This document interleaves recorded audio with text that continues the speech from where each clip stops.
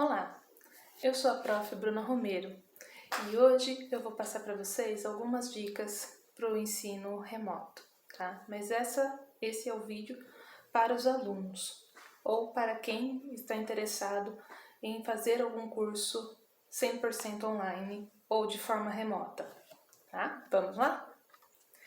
A pandemia do novo coronavírus impôs, na verdade, a necessidade de mudanças de hábitos e práticas. Já não podemos sair de casa sem máscaras, participar de eventos com muitas pessoas e principalmente ficar de 4 a 5 horas numa sala de aula com muitos outros colegas, ao menos até que tenhamos vacina para todos, né? E assim, né, na melhor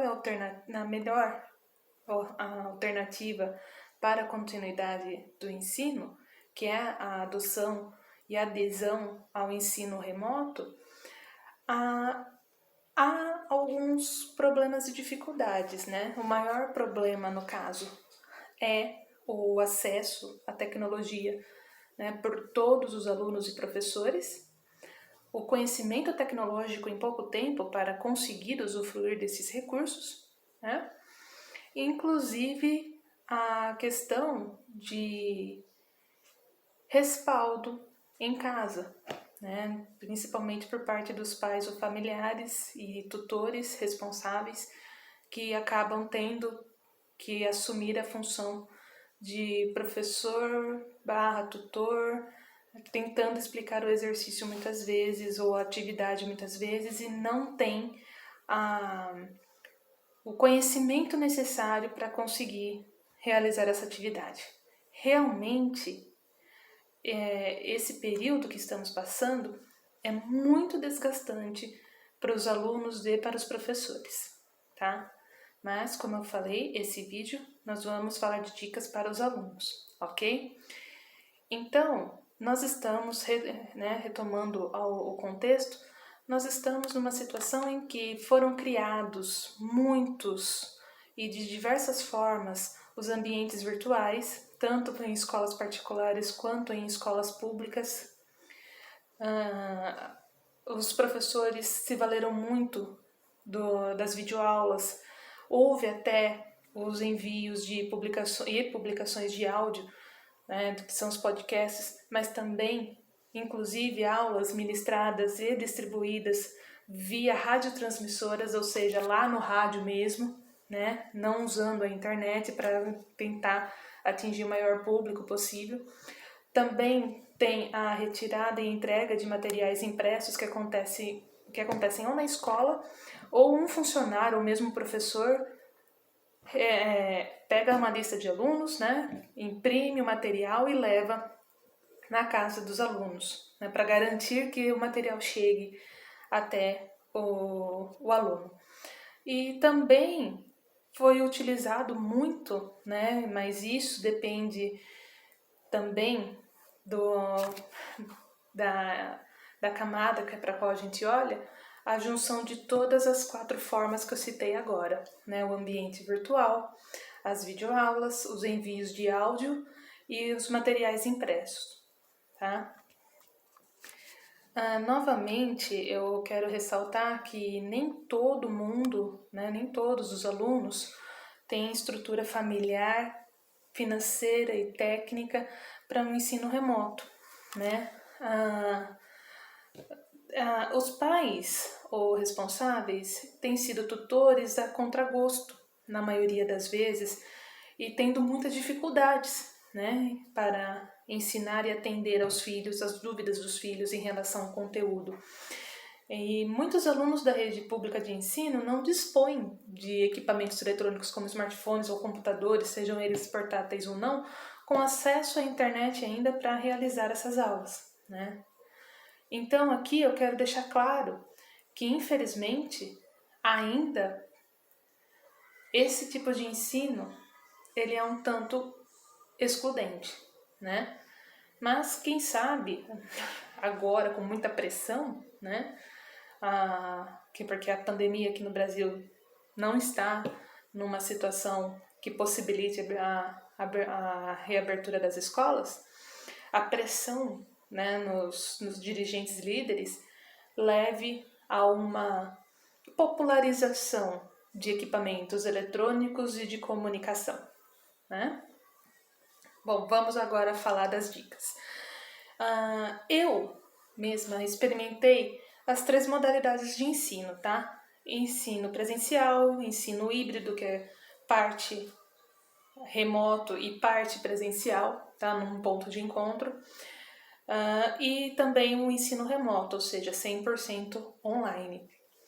Eu também sofri para me adaptar entre cada modalidade e também com a diversidade das instituições, porque cada instituição, mesmo entre as instituições presenciais, entre as instituições de ensino remoto, entre as instituições de ensino híbrido, tem suas diferenças, tá, de recursos disponibilizados aos alunos, tá, e também mesmo a didática entre os professores, o que influencia muito em qualquer método de ensino, tá? Mas, passando por essas fases, eu consegui definir 8 dicas que eu acredito muito que podem te ajudar, tá? A primeira delas é ler. Ler muito, ler mesmo, superar o hábito da leitura rápida, aprender a interpretar e pensar sobre o que você leu, tá? E não vale ficar lendo só o que você gosta, tá? Então não vale só ficar lendo quadrinho, né? Ou então livros com muitas ilustrações, ou ainda só os livros de ficção, né? Ou aventura, por exemplo. Tem que ler um pouco de tudo, tá? Inclusive as partes chatas que a gente tem visto todos os dias nos noticiários. É bom vocês pegarem sites e portais de notícias para ler, interpretar e até comparar uma matéria com a outra sobre o mesmo assunto. É muito importante isso, tá? Porque, infelizmente, em qualquer fase do seu desenvolvimento acadêmico, você pode estar no ensino fundamental, no ensino médio, no ensino técnico, na graduação, enfim, avançando na vida acadêmica, mas se você não tiver o hábito de ler tudo o que você precisa ler ou, enfim, até mesmo que você não gosta de ler, aquelas matérias que você não vai gostar, porque infelizmente existem essas matérias em todos os cursos, vai ser mais difícil de você atravessar, tá? Dica número 2. Organizar o tempo de estudo. Tá? Reservar horários fixos na sua rotina para o estudo. Subdividindo-o para a realização de atividades, trabalhos, conforme prazos e separando um tempo de pelo menos um dia na semana você fazer o que gosta. E não vale ser estudar, tá? Tem que ter um dia só para relaxar. A terceira dica é anotar informações importantes. Faça resumos do que você leu.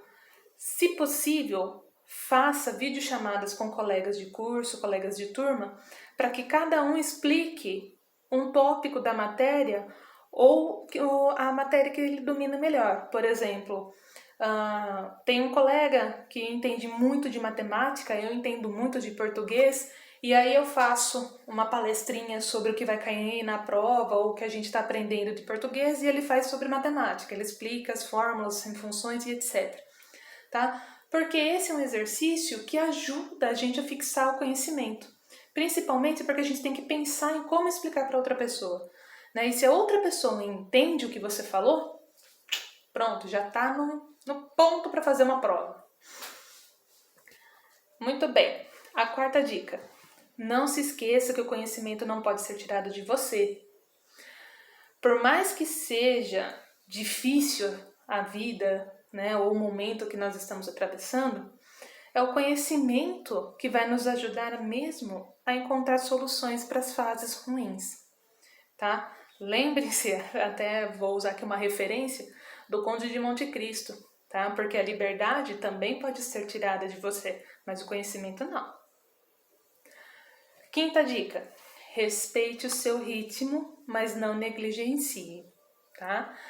Uns se adaptam melhor ao método que é quase autodidata, né? o ensino remoto. Mas outros têm maior dificuldade nisso, né? O que é normal. Mas se você percebe que tem essa dificuldade, tire suas dúvidas pelos contatos disponibilizados pelos professores e tutores, tá? Não espere chegar o dia do professor ou tutor responder as dúvidas para enviar o que você não entendeu ou como fazer alguma coisa ou algum procedimento do ambiente virtual, tá? Conversem também com seus colegas de turma e encontre alguém que possa ajudá-lo antes de chegar o momento da dúvida, tá? Tente sanar a dúvida o mais rápido possível, tá bom? Não espere surgir uma videoconferência com o professor para isso acontecer, tá? E não negligencie, principalmente pelo seguinte, às vezes a gente está com uma dificuldade, vem um desânimo, né? E a gente acaba deixando aquela tarefa, trabalho ou leitura para depois. E esse vai depois, e esse depois aumenta, e etc. A gente vai protelando, na verdade. Evite isso ao máximo. Você se distrai com links, baixa o conteúdo, né? Salva, ou então dá um finzinho, dá um jeitinho de se desconectar na internet, esquece o jogo, tá? Guarda o atalho do jogo numa pastinha mais difícil de você achar para depois você voltar a jogar, mas mantenha o foco naquele tempo que você organizou e destinou para estudos, tá bom? Sexta dica, junte-se com 5 amigos, né, quando necessário, que é no caso aqui eu falo de uma situação crítica, para que vocês formem um grupo de estudos e, se necessário, muito necessário, vocês contratem um professor, tá, para dar um curso ou uma palestra sobre a matéria que vocês têm dificuldades, tá? E vocês rateiam o custo entre si.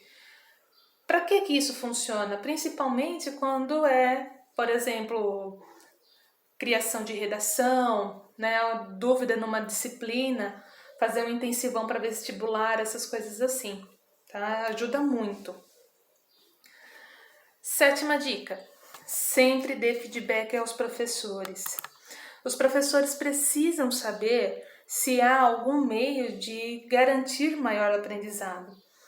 Mas faça isso compreendendo que, se está difícil para você, que não estava acostumado com essa forma de ensino, imagine para os professores que, usando recursos próprios, em sua grande maioria, tá? E é muita gente que precisou fazer isso, teve que se desempenhar e se desdobrar para produzir conteúdo e formatá-los em materiais midiáticos diversos, tá?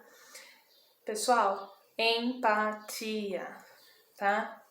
Eles eram pagos para ministrar aulas na estrutura da escola, com os recursos da escola, e ainda assim levavam coisa de casa, com certeza, para poder dar as aulas. Mas agora eles tiveram que praticamente montar um Projac e aprender a operar dentro de casa, tá? É muita coisa.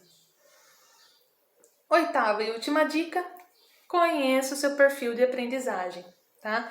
Você se dá melhor anotando as explicações das videoaulas. Você reflete melhor sobre o assunto resumindo capítulos do livro ou da apostila? Você fixa melhor o conteúdo com esquemas de correlação ou gráficos explicativos? Identifica seu padrão de aprendizado e aplique-o constantemente durante as aulas, durante os estudos. Tá? Às vezes, a melhor forma que você encontrou para aprender é simplesmente explicar para alguém o que você acabou de ler, o que você acabou de aprender numa aula, tá? E isso você vai praticando e exercitando e vai fixando melhor o conteúdo, tá bom? E persevere, tá? Não se esqueça de que não se reaprende a aprender em menos de um mês. Que você e os professores ainda estão se capacitando e adaptando para essa realidade.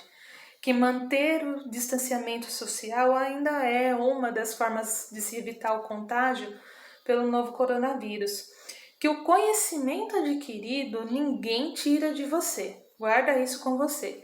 Ele te servirá muito juntamente com suas experiências de vida, tá? As 8 dicas eu sei que vão te ajudar muito. Tenha paciência consigo mesmo e encare as mudanças de forma a ser adaptativo, tá? E criativo depois delas. Conhecimento não compartilhado é inútil, tá? Até a próxima oportunidade de compartilhar o conhecimento.